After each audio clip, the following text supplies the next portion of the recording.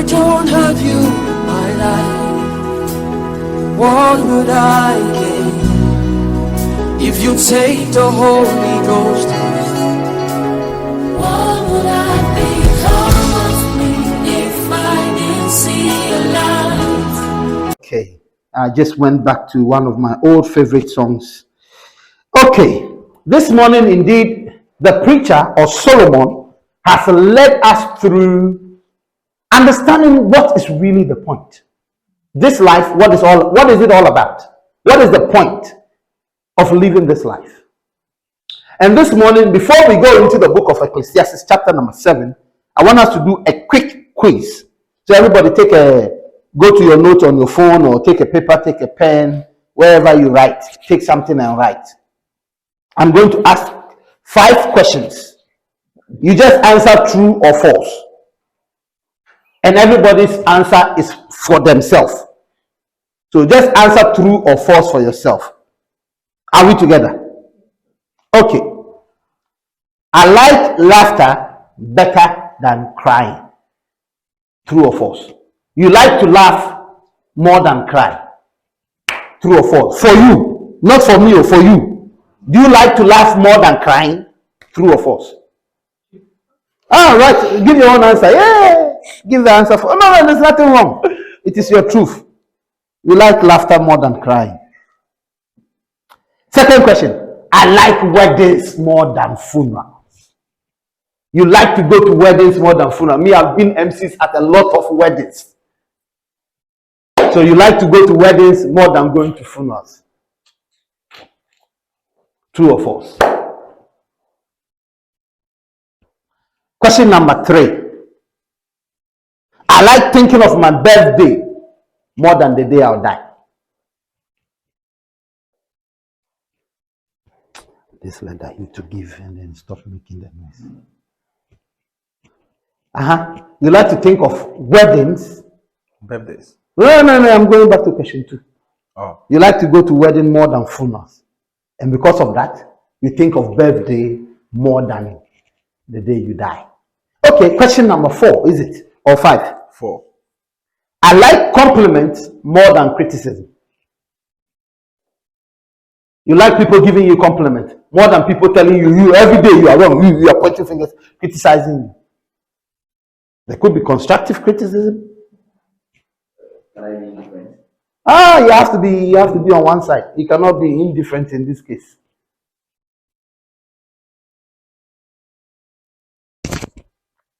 Okay. Is done here? 5. One more. 4.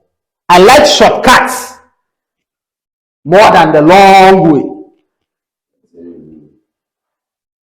True or false? I like shortcuts. If there's an easy way if there's a quicker way to do it, I'll do it. And I go the long way. True or false? Even eating, now we are finding an easy way to eat. Have we all answered? Okay, who had one false in any of the answers? False. Okay, what did you answer false to? Last 3. Last 3. You like thinking of the day you die. You are lying. You cheated. Both of you cheated. What did you have the same? What did you think of the day you're going to die? Honestly, whenever I go to bed, I have this constant like message like, what if I don't wake up? That I don't. If you know me, I don't like. I don't know you. No. But if you know me, I don't like celebrating birthdays. I always want to keep it to myself quietly. But whenever I go to bed, I'm like, am I even waking up tomorrow? So I'm always living by the life. You don't know what tomorrow may bring. You literally don't have control over it. So if there's something you have to do today, do it. Okay. Because you don't know if you'll be alive tomorrow or not. Okay. So these 5 questions, if we answered true to all 5, Solomon says you are a fool. How did you? If you answer true to all 5, I'm not the one saying it. He says you are a fool. Yeah, but he's going to tell us why it is dangerous. See, Saying true to all five is not wrong. That is where normally most of us are. Most of the time, me when I first did it, I got all five true. And then I went to read Ecclesiastes and I came back and I did it again, and then now I changed some to false. That is the truth. That is the reality. No need to lie. When was the last time you sat down and thought of the day you will die? Saying, if I sleep and I don't wake up, that is when you thinking about your death. That is you being worried, scared if you don't wake up. Yes. YOLO, you only live once. That's what we always say. You don't live once, you only die once. That's why you see me live at 3 a.m. I can't close my eyes. I'm thinking. Exactly. So it is good if that's the perspective you carry. And Solomon is going to show us why if the moment you answer all five true, you are in danger. You are in serious danger. Now let's go. Ecclesiastes chapter number 7. Now let's keep these 5 questions in mind. As we go through it, we will see why he says this. Start from 7. NIV says wisdom. ESV says the contrast of wisdom and folly. Give me ESV today. ESV. A good name, Ecclesiastes 7 verse 1. A good name is better than precious ointment. Pause. A good name is better than precious ointment. The NIV will tell you than perfume. Fine perfume. Than fine perfume. Fine perfume has a good smell, so it attracts. But after a while, the scent goes down. No matter how expensive your perfume is, after 48 hours, 24 hours, it is gone. So fine perfume will attract people to you quickly. But when they come, the smell goes down. What is left behind? That is what he really wants to put in our mind. What is left behind? When people quickly rush to you because of something you are doing, when everybody is running to you, when they go, when that thing settles down, what is left behind? Do you have a good name? Who knows how we came about with the Nobel Prize? You know the Nobel Prize that they are doing now? I want you to read on it. The guy who came up with the Nobel Prize, they were brothers. So his brother passed, and when they were putting the obituary in the newspaper, they wrongfully put his name. And this is what was said about him, that Dr. So and so, the one who created a dynamite. And this is a scientist who had come up with so many inventions, but what he was remembered for was the one who created a dynamite that killed people. So he sat down and reflected, is this what I'm going to be remembered for? That I am the cause of people killing people. All I did in my life was to create a dynamite. So he started creating the Nobel Prize Awards. He wanted to change how people will now remember him for. He didn't want to be remembered for for the negative things. What are you going to be remembered for? Do you have a good name? He says a good name is better than precious ointment. If we begin to go to the book of Proverbs to see how many texts in Proverbs says this, there's so many of them, so I didn't even want to give you. Read Proverbs for yourself. We'll do another book study on Proverbs. Written by both Solomon and Moses, had some writings in there as well. It says a good name is better than ointment. And then the second part. And the day of death than the day of birth. Yes. And the day of death than give me NIV. NIV will say the better. I want to and get the day of death better than the day of birth. It says the day you die is better than the day you are born. Why is that so? Let's think about it. Why is it better for the day you die better than the day you are born? Why do you think Solomon is saying that? Because when you die, you stop toiling. But when you're born, you don't toil anything. You don't toil. Thank you. So you are born into toil. So the day you are born really does not matter. But it is what you are born into that he fears. So he says that in contrast to what you are being brought into this world to, it is better for you to be living it and dying than you are born. Because the day you are born, you don't get to see it. Nobody remembers the day they are born. It is people who enjoy it and people who see it. The day you die too, you don't see what happens to you after you die. It is people. So why is it that it is better for you to die than to be born if both events you don't really get to see it? If I don't get to experience both events, why is it better for me to die than to be born? Hello? I don't experience the day I was born because I'm still too little to have any memory of it. The day I die, I don't know what happens behind me after I'm dead. So if both events I don't get to experience it, why is it better for me to die than to be born? You're going to rest. You're going to rest? That is for a believer, yes. So once you're a believer, you know that you are going to rest. Now the destination changes. It is not like any other person's death. So Paul will say, I am torn between the two. I don't know whether to die or to live. Philippians 1:23, isn't it?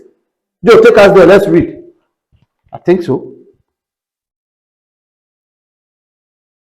Quickly. Yeah. Let's go. Philippians 1:23.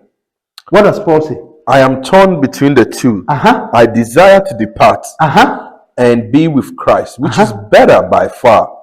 But it is more necessary for you that I remain in the body. Go on. Convinced of this, I know that I will remain and I will continue with all of you for your progress and joy. So Paul is saying that it is far better for me to die and go to heaven because I'm going to be with the Lord. I'm no longer going to be with the pains of this world. All these pains, wake up early, alarm, work, all these things stops. The day I die, I'm going to the Lord straight. Boom. That is the confidence we have as believers. But he says it is necessary for you. Just because God has given me an assignment to do, I will stay and do that work. So for the believer, death is not the end. But if you don't have Christ, you think that death is the end. So the preacher here, which is Solomon, is making us understand that, see, everybody dies. But what makes the difference is who you have believed in. If you have believed in Christ, death is no longer painful because you know that you are going to be with the Lord. But if you don't have Christ, then it is better for you to have been dead than to be born at all. Because the Christian, when you live in light of eternity. So for a believer, this thing, whether you are born or dead, it doesn't make any difference because you are in Christ. Don't forget, we are looking at life under the sun. This is Solomon giving us life under the sun. So if you live without Christ, it is better for you to be dead than to be born because you are being born into sorrow. But if you have Christ, Christ says so, he makes all things beautiful in his time. So if you're a believer, being born is no longer painful because now you have Christ who is with you. The narrative changes because now you have Christ. This is somebody who doesn't have Christ. This is life under the sun without Christ. Let's not forget that. Because if you have Christ, there are people who are living beautifully in this world. It's as if they don't have any issues in their life. Yes, when we say issues, it's not that they won't have challenges. Yes, challenges will come. Challenges come to strengthen us. But the one who has Christ, you live in the hope that you are going somewhere. You are with Christ. It is no longer you going through the challenges alone. It is no longer your effort, but it's because you have Christ with you. So those three young Hebrew boys can say, we know that God will deliver us. He is able to deliver us. Even if he doesn't, we will still not bow. Why? Because they believe so much in what God could do. They believe that they had God with them. This morning, do you believe in the confidence? Do you have confidence in Christ? Do you have confidence in the God that you believe? Or are you wavering? Are you shaking? Are we here? Hello? Are we here?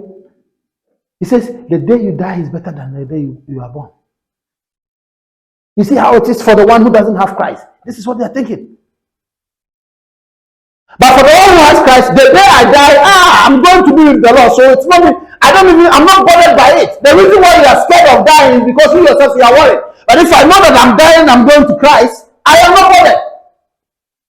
It is like if I walk in and I go to the shop and I have $1,000 in my pocket. If I am hungry, do I wonder what the price of the food is? I know I've got the money now. I'm not bothered. If I hit somebody and the food fall down, all you say is how much I pay. I'm not bothered because I know I've got the money. The only time you go shopping with somebody and they put their money, I'm not really interested. They don't have the money to pay. The day you have money, when you go shopping, do you you check which shop, the name of the shop before you enter? You've got money, so you don't check. But the day you are broke, hey, rebel, let me go. Target. When you are broke, you begin to check. You pick the item, you check the price first before you like it. How you like the item is determined by the price. But when you have money, you don't check price. Whether you like it, you just take it. I love it. Okay, you get to the counter. That is where you even find out how much it costs, because you know you've got money for it. Are you here?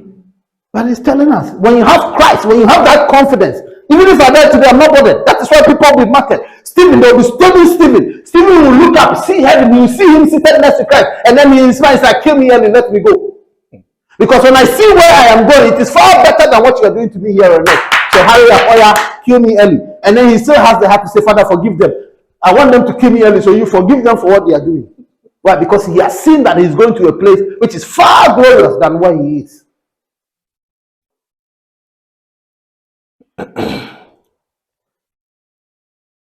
Are we here? Where is our confidence this morning? Is it in Christ? Or is it in ourselves? Hey, I'm very sure we won't finish today. Joe, let's go. This is just verse 1. It is better, verse 2, to go to a house of mourning than to go to a house of feasting. Pause. Why do you think he's saying this? It is better to go to a funeral, to go to a place where somebody is dead, than to go to a party. Let me find it. What's the new song? What's the new challenge now? It's better to go to a funeral than to go to a place where you're doing buga. Why? Why is it better to go and do than to do buga? Why do you think he's saying that? But in Luke 9:60, Jesus also said something. What does Jesus say there? He said, let the dead bury the dead. So why is the contrast? I like it when people bring this kind of question. Why is Solomon saying it is better for you to go to a funeral than to go to a party? And then Jesus is saying, let the dead bury the dead. Have you seen a dead person burying the dead person before? So what do you think Jesus is saying? He kept on saying some things. So why? The question is, why do you think Jesus says, let the dead bury their dead? If dead people cannot bury dead people, why is he saying, let the dead bury their dead? It is the living that buries the dead. So why is he saying, let the dead bury the dead? Meaning it is in a context of something. So let's not plug out just that word and assume that that is what Jesus meant. No. The context of what Jesus was saying was far greater than let the dead just bury the dead. Because dead people don't bury dead people. All right. We'll come to that. Put that in a hole. Now let's come to Solomon here. Why is he saying that? Why is it better to go to the house where people are crying, weeping the dead, than to go to a party? He's not saying don't go to party. He's saying it is better. Don't forget that. It is better. He's comparing two things, two extremes. It is better to go to a funeral than to go to a party. Why? Why? Maybe one day you might be there. Oh, you go to a funeral, you die. Then we are burying two people. No. We don't want you to die at a funeral. No, don't die. To learn, maybe.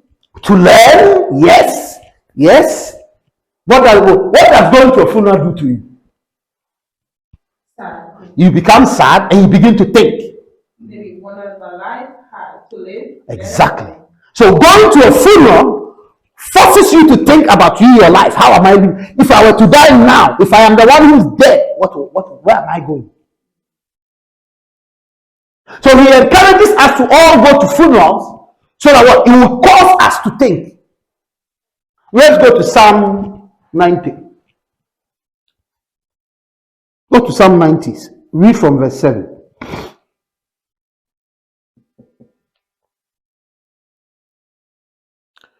Psalm 90 verse 7. We are consumed by your hunger and terrified by your indignation. You have set our iniquities before you, our secret sins in the light of your presence.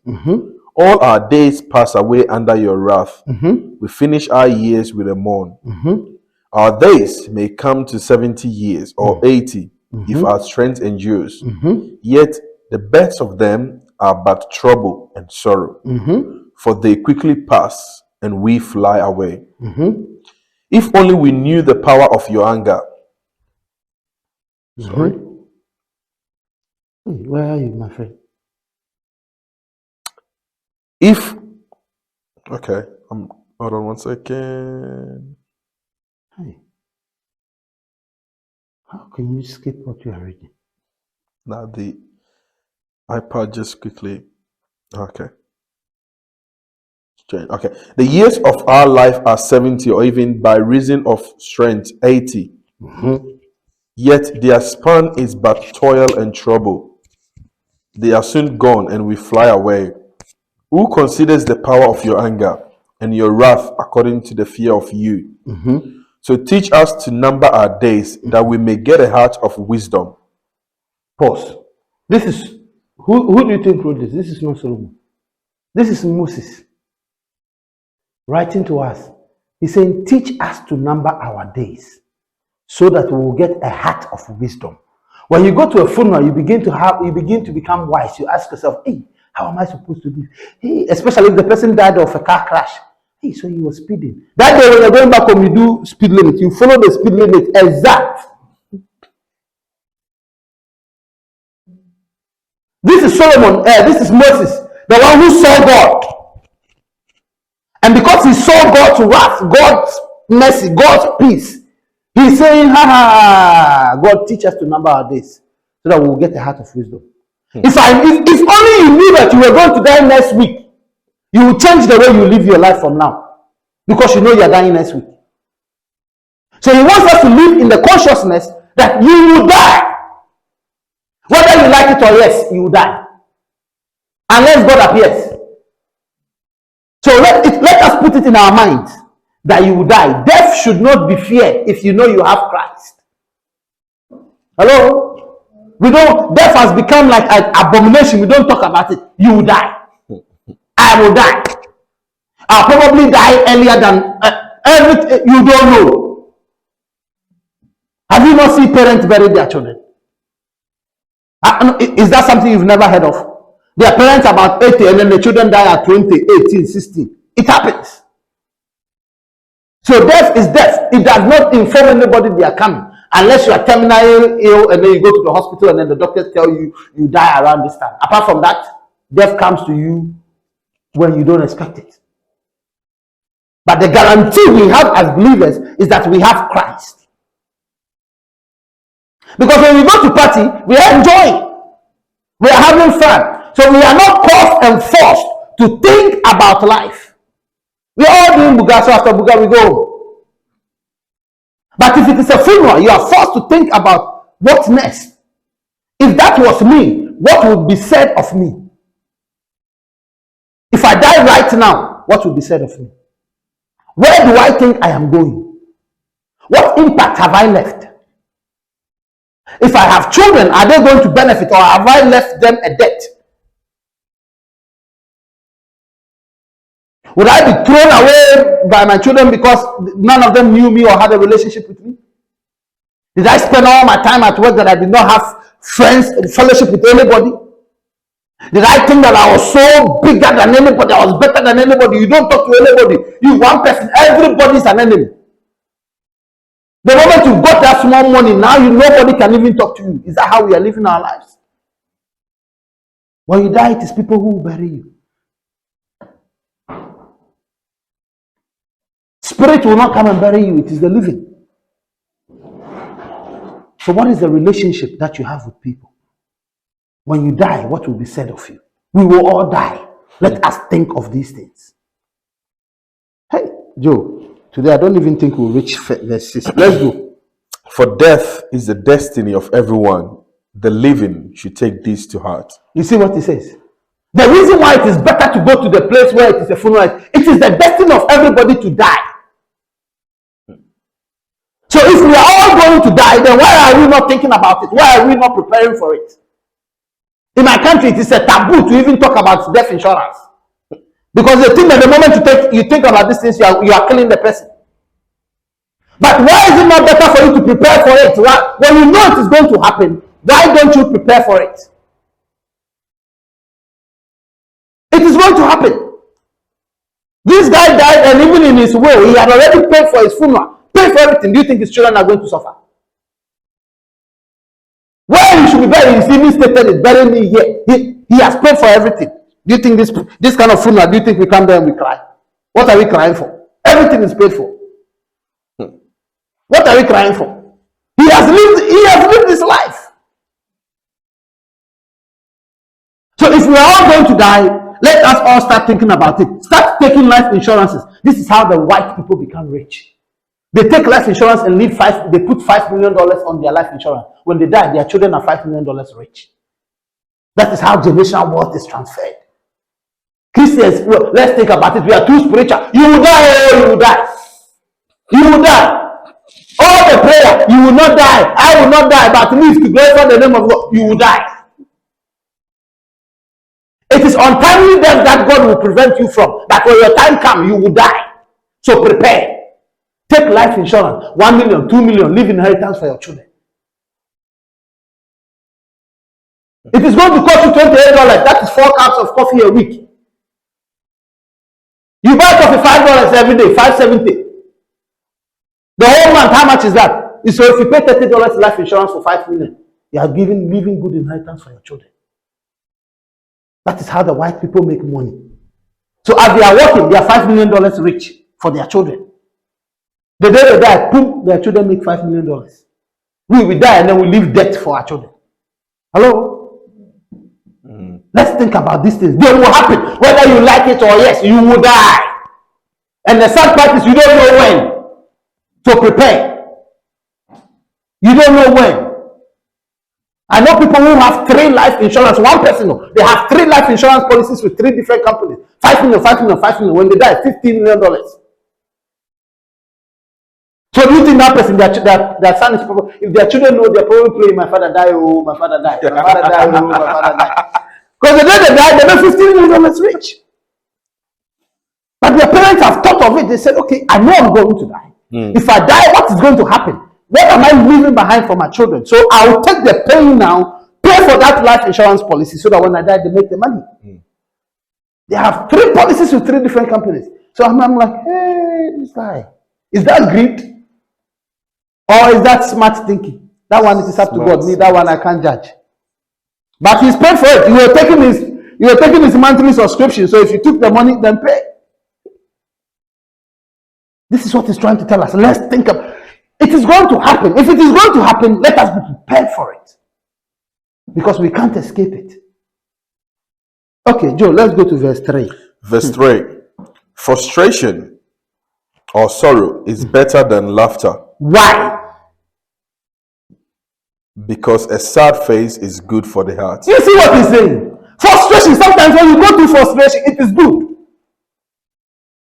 Why? Because a sad face is good for the heart. Why?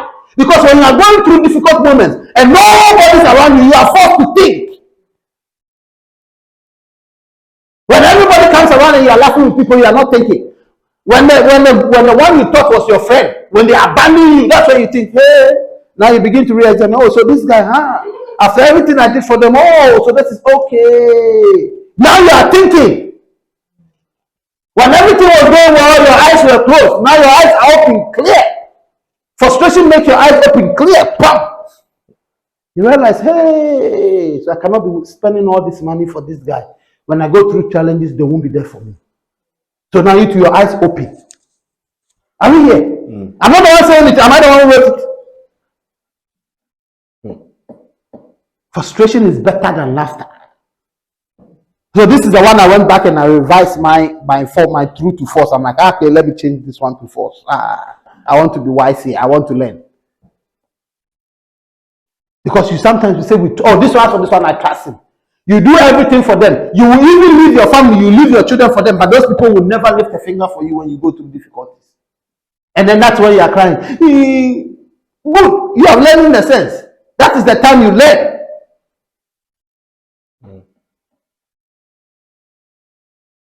This is where the dead buries their dead, because then they learn a lesson. When the man in the fire said, send me to go and inform my brothers and sisters that they should live their lives in a better way so that they don't end up in hell. What did Abraham tell him?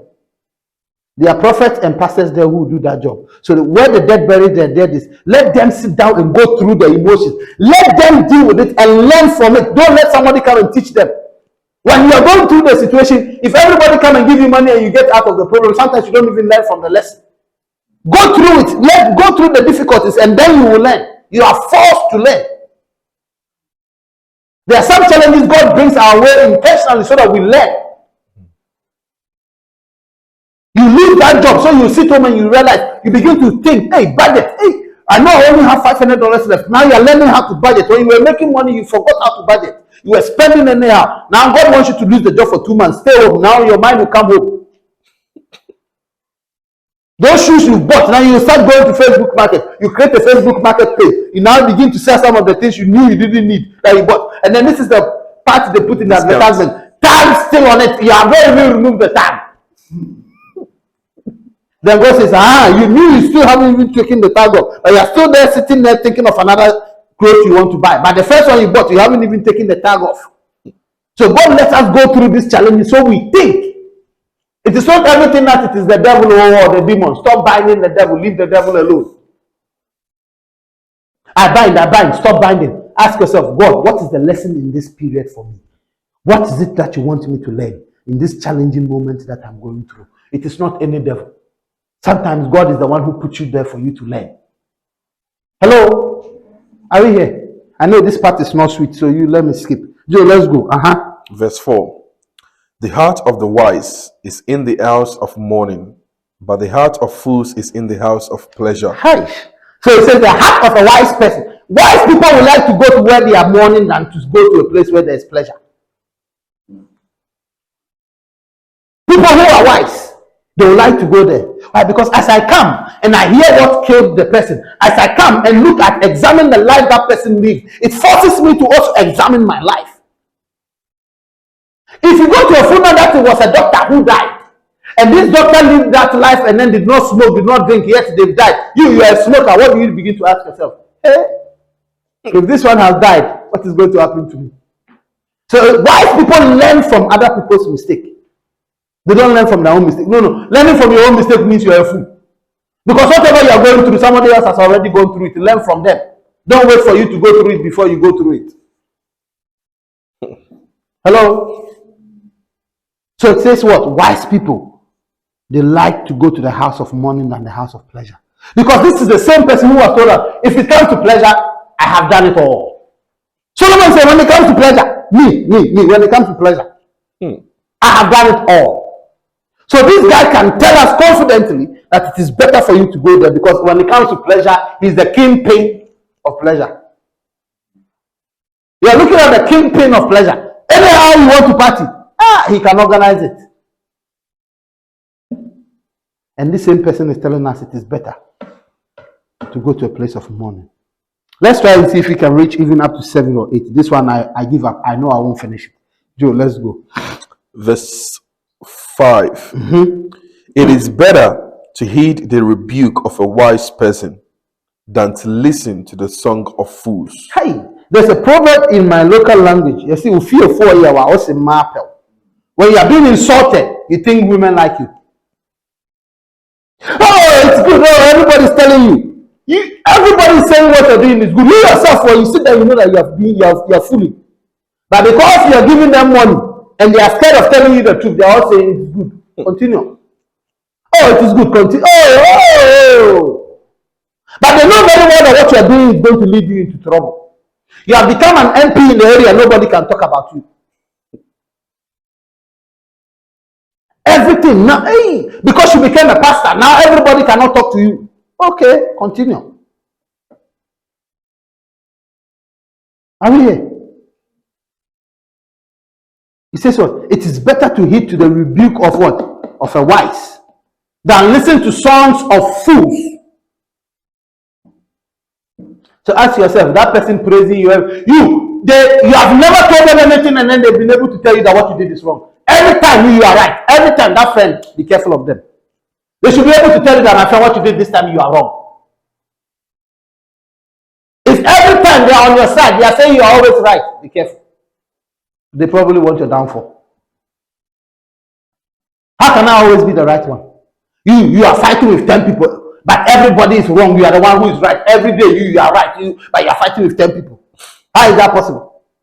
You haven't done anything wrong. No. Check yourself.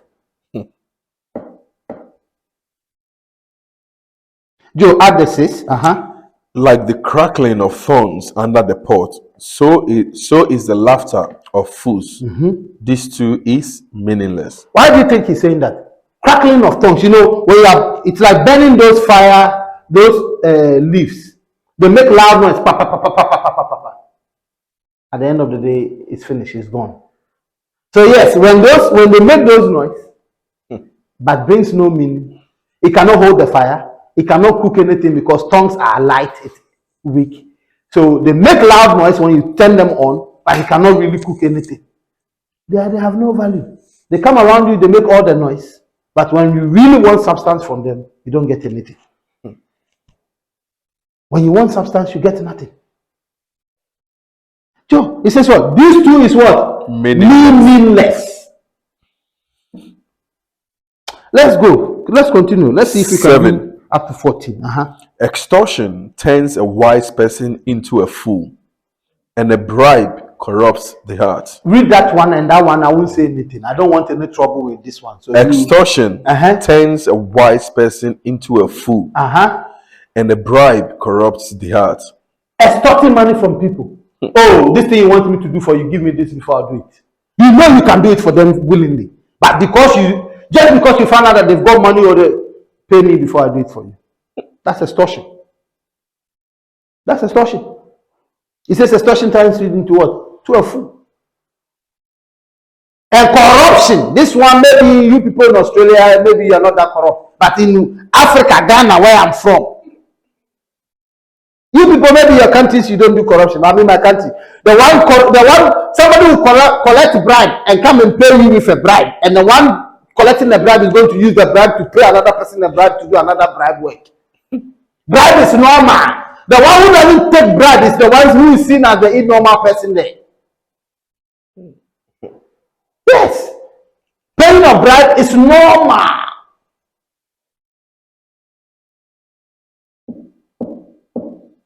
But it says what? A bribe corrupts the heart. Once the heart becomes corrupted, nothing. The heart is already corrupt. What good can come out of a corrupted heart? If the peanut is spoiled, the soup you make out of it, the soup also be. Doesn't matter how much meat you put in it. If the peanut is already off, the peanut butter soup will also be what? Bad. No matter how much meat you put in it. Hello? Joe, let's continue. Verse 8. The end of a matter is better than its beginning, and patience is better than pride. Pause. We sometimes celebrate too quick. The moment we arrive in Australia, hey, I've arrived, everything is finished. Look at me. But it says so, the end of the thing is better than the beginning. You got that job, you're excited, you started laughing at the one who doesn't have a work. Be careful. Just because you feel you've got a degree, you think the one who doesn't have a degree is not. Be careful. It says the end is better than the beginning. You may start well. Let's see the end. We all know of one rich person who lived in our area who died broke. When they started, they were very rich. But when they were dying, they died broke. The question is why? The end is better than the beginning. I know too many rich people in my area who died broke. When they were dying, they were begging. They became alcoholics. But in their prime, they were rich. Even pastors. I prepared my daughter who died recently. When that man comes, when he was coming, he had about 15 to 20 cars driving behind him.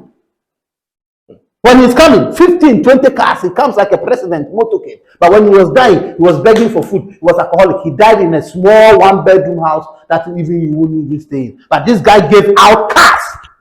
He gave Mercedes-Benz free to people in his church. You come to church, you look at you, say, did you drive? No, you didn't come. Here, take car key, give you Benz free. When he was rich. But when he was dying, he was walking. He didn't have any car for himself. Somebody had to even give him a car, but he couldn't even keep it. Why? Because he couldn't even buy petrol. Because that's how broke he became. How did he come from giving out Mercedes Benz for free to a place where even somebody gave him a car, he couldn't collect it because he can't even buy petrol? Hello? When you go to such person's funeral, what does Solomon is telling you? You think your head comes home, you wise up. You ask yourself, hey, if this guy was this rich, what cost him? So now you to your small coins, you begin to think and you begin to ask yourself, how do I protect it? That is why it is better to go to the house of the person who is mourning than to go to the party. If you met Apreku when he was rich, you won't think. But when you go to his funeral, you begin to ask yourself questions. What cost him to lose everything that he had? How am I also living my life? Am I also going to lose it if I continue living that same life? You are forced to think. You will repeat the things he did. But unfortunately for us today, hey, we think it is only him that it has happened to, so we don't learn. We can mention so many names who have gone through the same cycle.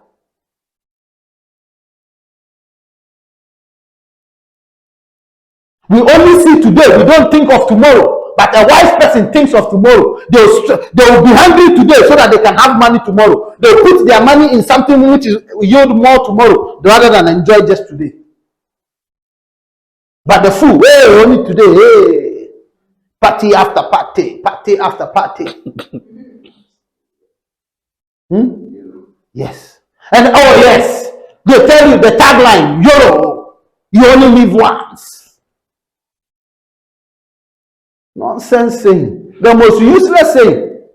If you only live once, then why don't you die tomorrow? You live every day, but you only live once, so enjoy, you only live once. They'll tell you today, tomorrow when they'll come tell you how far. Forgetting that yesterday you were saying you only live once. You only die once. So how would you say that one? Yodo. Yodo. Yodo. You only die once. You only die once. Yeah, let's continue. Verse 9.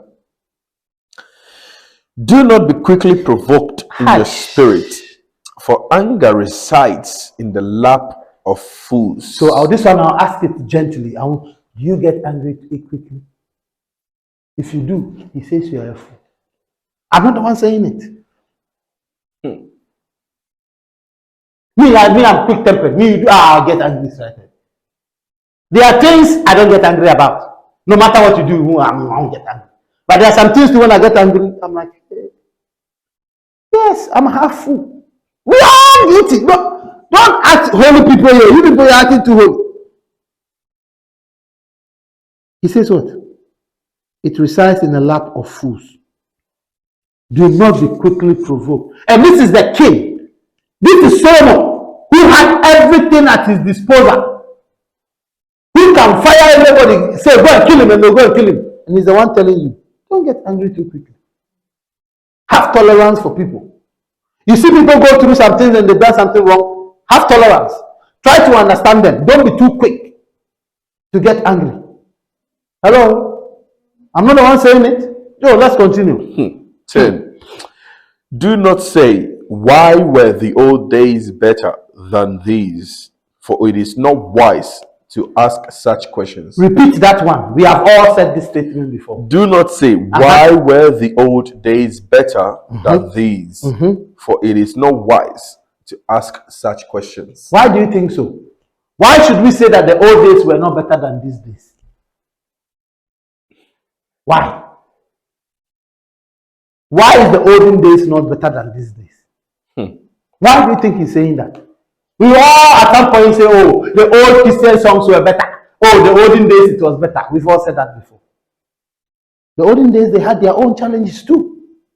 We have our challenges just as they have their challenges. As a matter of fact, our challenges today might be even more. So rather than just put ourselves in the past and enjoy what happened in the past, let's face reality today and deal with it today. What is happening today, let us deal with it. What can we do about what is going on today to make today better? Rather than always, titija. No, let's talk about today. What's happening today? What role can we play today to make today better? Let us not lambast and then join the people say, oh, the olden days were better, olden days were better, olden days were better. Yet you did not live in those olden days. What are you doing today to contribute to make today better? What is your role in making today better than it was yesterday? Oh, in the olden days, the Spirit of God was in the church. You, that you are saying that thing, is the Spirit of God in you. So if you don't have the Spirit of God in you, you are saying the Spirit of God was in the church better, then change. Let the Spirit of God be in you and then make today better. You, that was saying that in the olden days, people were nice. You, are you nice?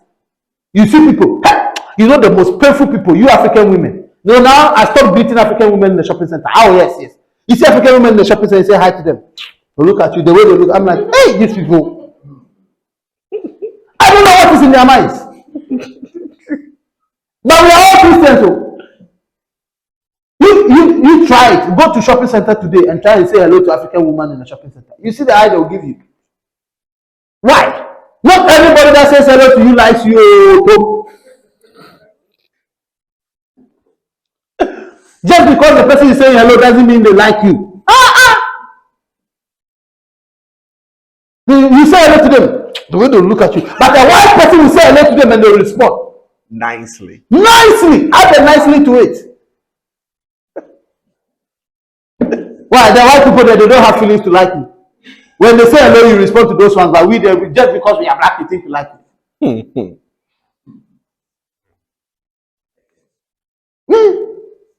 Let us be nice. Let us be nice. That olden days you said, oh, there was happiness, there was harmony between everybody. Everybody was nice to everybody. You, are you nice to everybody? You, are you nice to everybody? Let it start from you. The things you liked in the past, be that example. Are we here? Yo, let's go. All right, this one. 11.